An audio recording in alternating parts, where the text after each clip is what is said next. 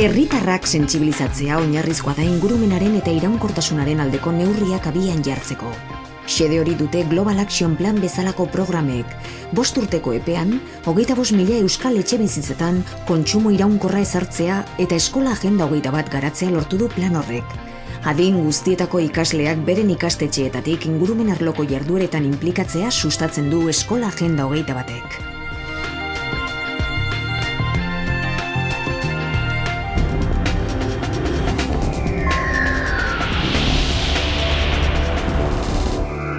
El Gobierno vasco empezó a desarrollar el programa GAP y nosotros nos presentamos como posible comarca piloto para el desarrollo del proyecto, que consistía en que las familias recibieran información a través de unos manuales sobre transporte, energía, agua y residuos, compra más que residuos, y a través de esos manuales serían capaces de realizar unas acciones más sostenibles en cuanto al medio ambiente y de paso ahorrarán recursos económicos familiares, ¿no?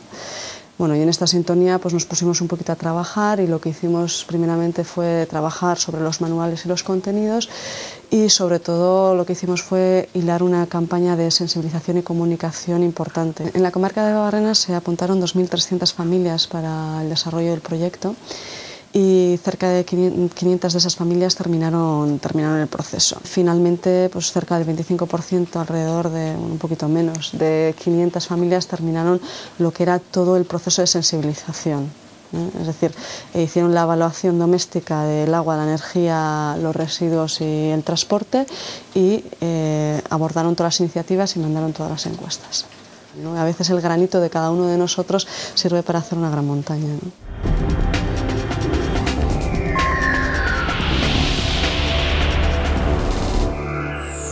Agenda 21 egin dugunari buruz berba egingo dut. Adibidez, parke naturalak bizitatzera joan ginen, gure naturgunea hobeto ezagutzeko, basoak eta itsasoak eta abar, gero ere energia berriztagarriak ezagutzera joan ginen, gure munduan kutsadura gehiago murrizteko, eskolan baratze bat landu genuen landareak eta haien zikloak hobeto ezagutzeko, eta animaliendako etxeak egin genituen adibidez inurrienak eta txorienak. Hau guztia da egiten dugu gure natura gehiago zaintzeko eta gogorarazteko material berriztagarriekin eta abarrekin gauza asko egin ditzakegula. Material berrerabilarekin jolasak egin genituen, kabezuduak, kamisetak. Enginu nekazaritzaren alde Azokaba plazan, herritarrek ezagutzeko gehiago nekazaritzako produktuak eta junga forora eta endogun liburu zuria ibili dela Europatik eta foroan bebai entzun ginen beste ikastetxe batzuen gaitik informazioa eta haiek ikertu zabiena eta. Agenda 21 txoko berdea eraiki dugu eta bertan inguruneko informazioa jartzen dugu. Errekaren analizia eta eskolako lurraldeetan zuhaitzak ipini ditugu. Errekako analizian animaliak eta bertako kutsadura oso handia izan delarik, neurriak hartu behar ditugula pentsatu dugu. Oso garrantzitsua da guztiok parte hartzea, bestela ez du ezertarako balio.